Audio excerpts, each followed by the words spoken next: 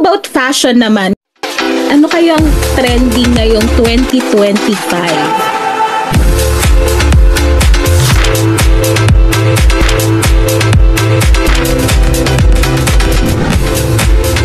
I think mga wide leg pants, wala na yung wala na yung skinny jeans.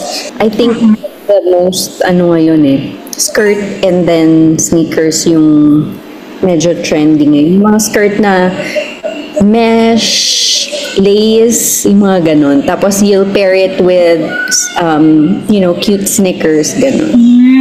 Okay, may question ako about kasi recently, di ba, nag-declutter ka ng closet mo, nakita ko yung video mo, nagtatanggal ka ng mga old clothes mo, at nag-live sell ka sa TikTok. Yes. Nag-start sa TikTok, mag-live selling, pero wala pa kasing BIR nun.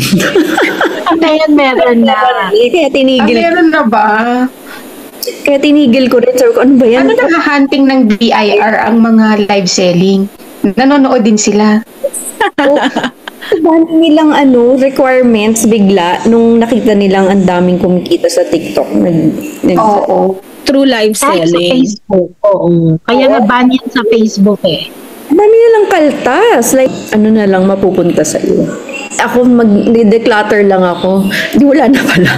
Gusto mong maging trendy. One way to do in a cheaper way is after mong isuot once or twice, you sell it. Tapos, you can buy new ones. Parang nire-recycle mo lang. So, kung ano yung napagbenta mo, yun yung pambibili mo ng at least nakatipid ka. Tama. Okay, well, ito, para sa ating apat to, ano ang staple sa wardrobe nyo na hindi nyo kayang i-let go? Ikaw, Rosie, ano sa'yo? Ako, din ako basic talaga White shirt, jeans, and sneakers. Yan yung style ko na hindi ko nililet go. Tsaka yung mga hoodies. So, very pa-teenager. Kahit nasa 40, yan, yung mga ganyan. Shirt, jeans, sneakers, hoodie. Ako, slacks, yan, jeans. Kailangan yung, tawag nito. Meron akong palaging dress, yung black dress na, it's very, para kasi very flexible siya na pwede mo siyang gamitin in different kinds of, occasions At saka, meron akong mga damit na merong sentimental value sa akin. Hindi ko ma-let go. Diba? Ang hirap. Yung parang hindi, ewan ko ba, kahit may mga damit ako na sobrang lumang-luma na, pero hindi ko ma-let go. For some reason, favorite ko sila yan. Yan yung mga for keeps. Pantulog, na lumang-luma na. Oo, yung mga, di ba? Yung sarap, yung very comfortable kang suotin. Kahit butas-butas na, hindi mo siya ile-let go. At wala na rin bibili mo. Or gagawin mo na lang siyang basahan. Actually, just to add, there was, yung parang a few years ago, nag-ukay-ukay kami for a cause. Meron akong shirt na as in talagang sobrang luma na, as in talagang tumagal ng maraming taon. Tapos, I was selling it for 50 pesos. Tapos, tinatawaran nung bumibili ng 20 pesos. Sabi ko, hindi, ayoko. Sabi nung bumibili, basahan na nga lang yan Dapat nga yan, pinamimigay mo na lang. Alam mo ba, ang ending, hindi ko talaga siya, kinuha ko siya, hindi ko siya binenta. The more na gusto nila, no? Bakit? Totoo yan. Meron Ikaw din. Ako, narinig ko sa'yo yung little black dress na yan. Na talaga namang laging meron ako kasi sabi mo nga, you can wear it sa as a formal event, pwede rin siya as casual wear. Pero before, little black dress siya. Ngayon, XL na talaga. Hindi ko. Meron pa rin ako mga black dress, pero hindi na nga siya little. Na parang, nakakalungkot. Kasi, pag pumunta ka, kunyari, punta ako sa Uniqlo, wala na yung size ko. Kailangan online. Kasi gusto ko yung medyo maluwag. Ayoko yung dikit sa balat ko. Hindi ako Sikel, oo. Oo. Hindi ko siya ma-let go. Kahit hindi na siya kasya sa akin, nasa cabinet siya. Sa Old Navy, marami yung mga pang plus size. That size. So kahit siya, nasa cabinet ko pa rin, hindi ko siya nile-let go. Little black dress pa rin siya. Kasi sana, there will still come a time na masusuot ko pa rin siya. Yun pa rin yung dream ko. O, ikaw naman. Nag-hold on ka pa din doon. Oo, hindi ko ma-let go doon. Hindi pwede. Yun. O, ikaw, okay. Ako ngayon, napansin ko yung mga pantulog na gusto kong isuot. Yun, kahit look. Pero kasi sa mga sinusuot ko pang labas, yun nga, kasi hindi tumatagal sa akin ng mga damit. I only wear it twice. Pag nasuot ko na, ayoko na. Tapos, yun, itatabi ko na yun, benta ko na yun. Iipon na ako ng bibenta ko. Yan, ganyan. Binenta ko, if I wear it once or twice lang, mukhang bago pa. Ganon. Hindi yung Ang gaganda pa. Kaso puro naman extra small. Man yan. Ako nag-garage sale sa amin dito sa village. Ang dami nagrereklamo, bakit puro small? Sorry po, small kasi ako. Kaya nga. So, ang ending, binibila nila yung mga anak nila para sa mga anak nila. Yeah. Ay, gusto ko yung green, yung parang neon green na dress mo. Small siya. Wala, ayoko na. Hanggang tingin lang ako, di ba? Pero nag-declutter din ako nung nag-live selling ako ng mga maternity clothes ko. Yun nga, hirap na hirap ako i-let go kasi ang mas mahal pa ibili ko sa mga maternity clothes kaysa sa mga regular clothes. Ang mahal pala ng maternity clothes. Grabe. Binenta mo siya, bes, hindi na ako buntis, di ba? Kaya hindi ko na siya pinanood. Actually, maternity clothes na nabili ko, ano pa rin siya, like pwede mo pa rin isuot kahit sa buntis. Medyo, like, meron pa ako low waist na jeans. May pa-cleavage ka pa nga. Meron ako yung breastfeeding, mga shirts na breastfeeding, yung hindi mo itataas yung buo, yung dito mo lang bubuksan sa gilid. Ang mamahal. Nabenta mo pa yan? Nabenta ko yung mga yun. Sayang, di ka nanood. Bakit di ka pinanood ko? Ano kasi small, extra small, o diba? Mga ganong shirts nila nasa 2,000 isa, mga ganon. Tapos nabenta ko lang 200, ganon. Mura. Yan talaga. Best ko lang nasuot. Pero, anyway, pass it Pero on. how about accessories naman? So since nag-uusapan natin fashion, accessories na hindi nyo kayang i-let go, must have sa closet nyo or must be with you, must be worn kapag lumalabas kayo. Maybe yung necklace na pendant. Yun. Ayaw ko lang sinuot niya. Ikaw, Michelle? Hikaw, yan. Kwintas. Usually, ganyan lang naman din. Hindi ako masyadong makolorete. Makap, mahat, scarf. Hindi. Masyado siyang ma-effort para sa akin. Gusto ko yung madalian palagi. Yung mga must-haves ko. Siguro kung mag-accessorize ako, hikaw, tapos kwintas, or madalas, hikaw lang. Ayan. Ikaw, Bing? So, kagaya nito. Scarf. Kasi, kahit dati pa nung Nakaka-tita of Manila. Hindi, kasi, parang naging ng mga students ko before sa beauty. Na, kahit ang init-init, hindi naman aircon yung classroom, nakaganito ako. Kasi ang daming use nito para sa akin eh. Pwedeng minsan, punasan ko yung kamay ko kasi mahilig magpawis yung kamay ko. O kaya tatakpan ko yung kilikili ko kasi pawis na yung kilikili ko, 'di ba? Nakasuot ako kunyari ng color na kitang-kita, yung lalo na pag gray, kitang-kita mo, ang init-init. So, gaganyan ko na siya, tatakpan ko siya. So, hindi makikita. And, relo. Lagi akong naka-relo. Ewan ko ba? Kahit walang hika, walang necklace, basta may suot akong relo. Parang hindi kasi ito yung araw ko pag hindi ko siya suot. Ito pala, naging medyo, bumabalik ang mga mga beads. Mga Charms. Yan ba yung mga charms? May mga charms. ito jade to eh. This is for wealth and Oo. kaya kinuha ko to. Yung jade. Dapat ba Oo nga, nauso everyday yan. siyang sinusuot?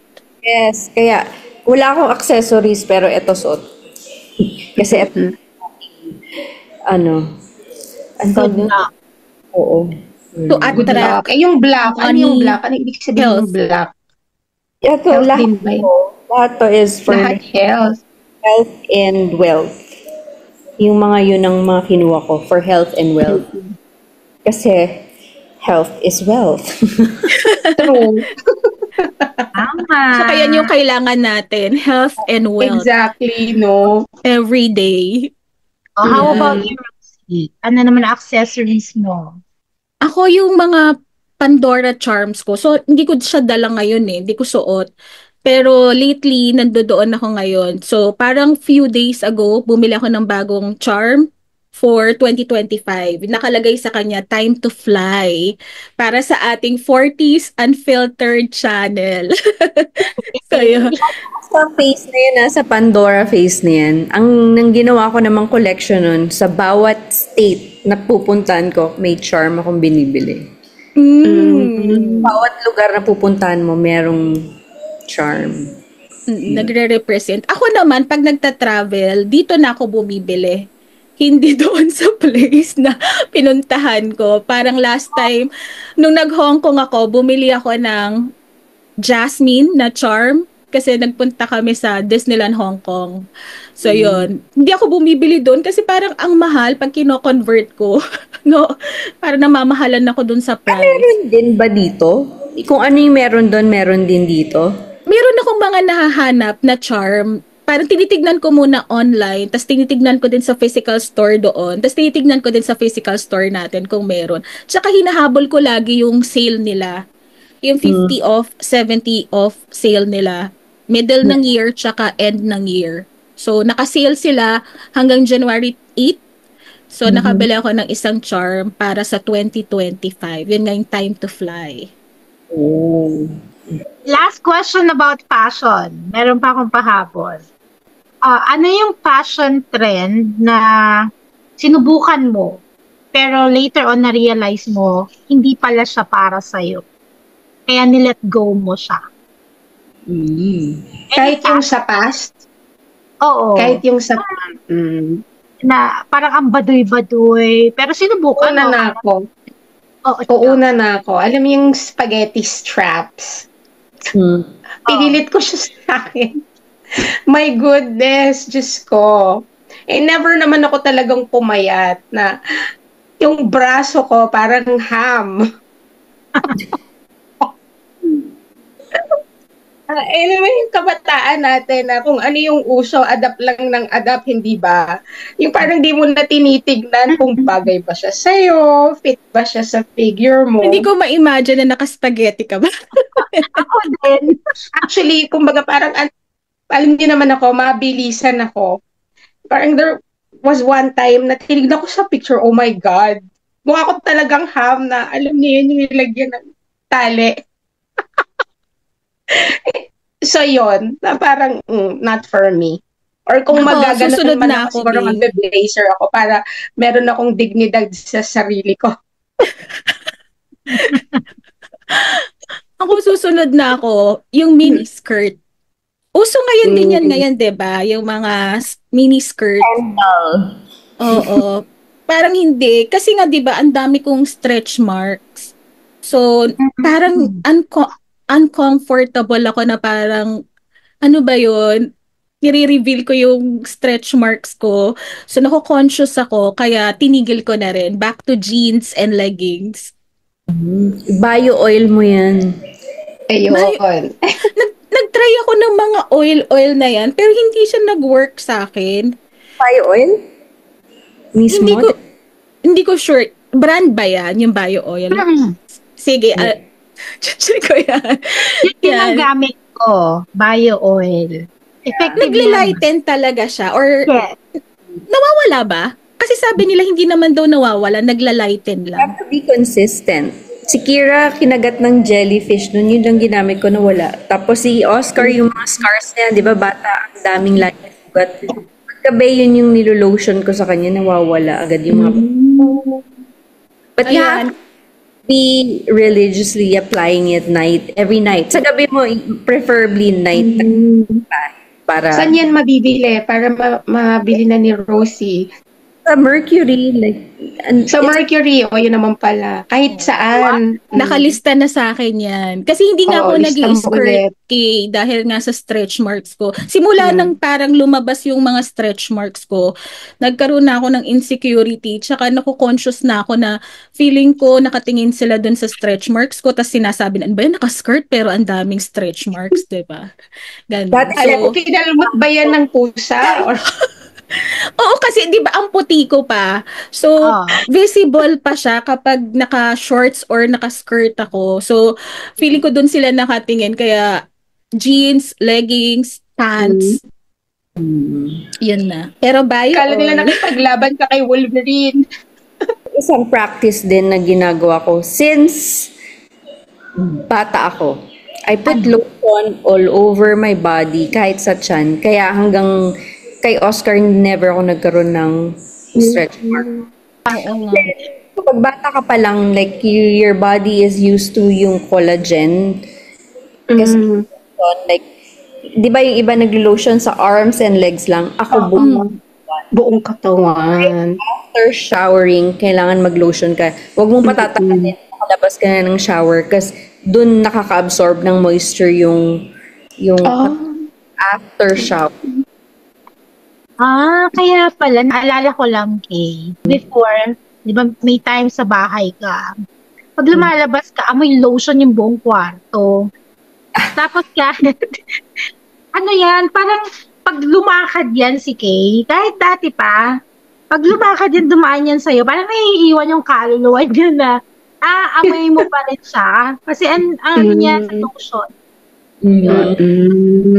Kaya siguro yun yung isa sa mga secrets or hindi na nga, I mean, hindi ko naman secret, pero yun yung nakasanayan kong gawin since I was young. Kaya siguro nung nabuntis ako, yun, that was yun yung effect niya, yun yung niya, hindi ka magkaka-stretch marks. Kasi nasana yung katawan mo na with all the collagen and all that. Kaya pati tiyan dapat dinadamay sa lotion. Damay nyo pa naman ako.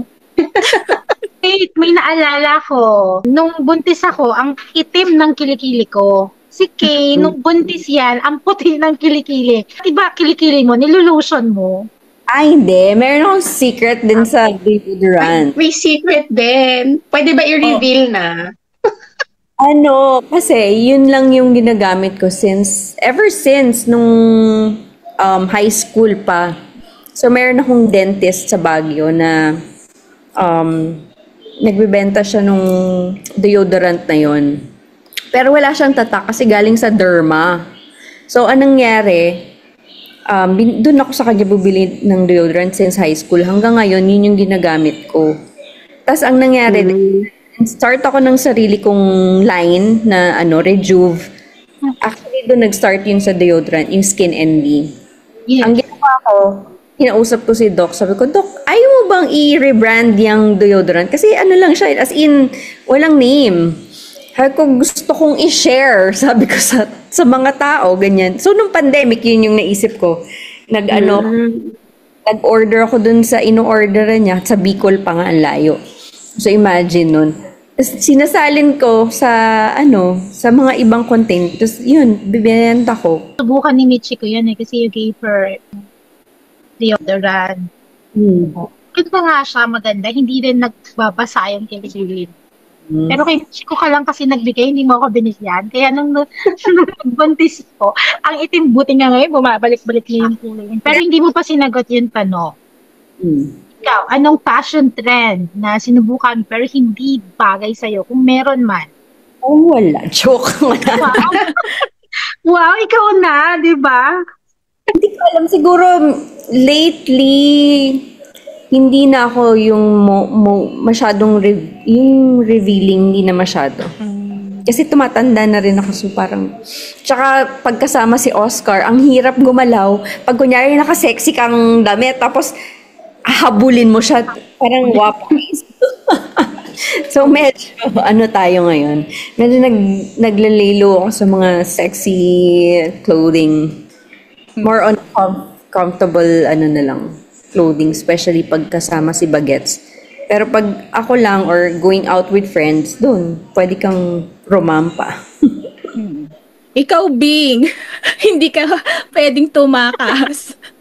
Ano yung fashion na trinay mo at sinukuan mo din? Na ako, yung parang yung mga baggy jeans, yung sobrang baba. Mas yun, you look shorter pag ganun eh. Kaya nga, sinubukan ko, syempre, di ba, trending yun. Kaso, yun nga, hindi naman ako katangkaran. Tapos, nagmumukha lalo akong maliit. Tapos, parang alam mo yung parang ang liit mo na. Tapos, at taba-taba mo patingnan. Yung mga, parang boyfriend pants. Yung mga ganon. Tapos, yung tattered pants. Galit na galit yung nanay ko dyan. Galit si mama. Sabi niya, ano ba yung pantalon mo? Bakit butas-butas? Tattered jeans. Oo, yung mga tattered jeans na yan. Tapos sobrang baggy niya. Kaya hindi talaga siya para sa akin. Kahit gustong-gusto ko yung itsura niya. Yeah. Yung bibilin mo, di ba? Online. Ay, ang ganda. Tapos pagdating, ay, hindi ko pala bagay. Bagay. Pangit pala. Meron yung, yung may mga before and after na iba nagpo-post eh. Anong tawag dun? Hindi, parang who wore it best. Parang ganon. Tsaka yung kunyari, nakita mo siya sa online, ganito yung tsura niya. Ito yung model. Tapos, pinili mo, mukha kang suman. Expectations versus reality. Maganda. Kahit mas mahal, kasi hindi nagsisale, bilhin mo na lang. Ikaw pumunta sa store kaysa yung online. Exactly. Ang hirap bumili online, Especially jeans.